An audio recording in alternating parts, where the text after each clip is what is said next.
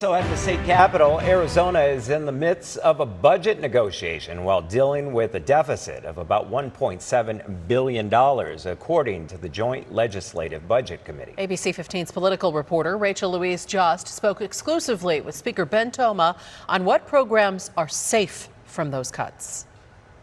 The clock is ticking. There's less than 4 weeks until the deadline for a state budget deal. The numbers have to add up. Republican Speaker Ben Toma has been in closed-door meetings for weeks now with legislative leaders and Governor Katie Hobbs. We have our priorities. The governor has hers.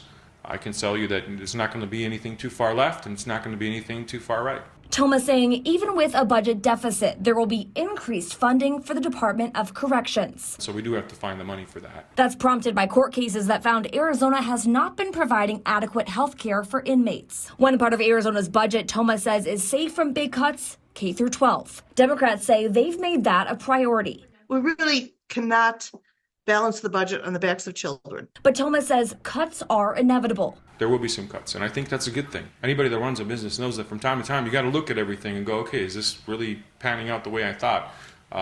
The state has to do the same thing right now. Toma says the state's rainy day fund will remain intact. There are creative solutions, but no one's touching the rainy day fund. That's not part of the discussion. I will be upfront about that. I don't support that. The rainy day fund should be there for a rainy day. But when it comes to specifics on where those cuts will be, we'll have to wait, but not for much longer. We're really, really close. Once that framework is done, which is essentially compromise between the governor and the legislative leaders, it'll be shared with members, and leaders will try to rally support.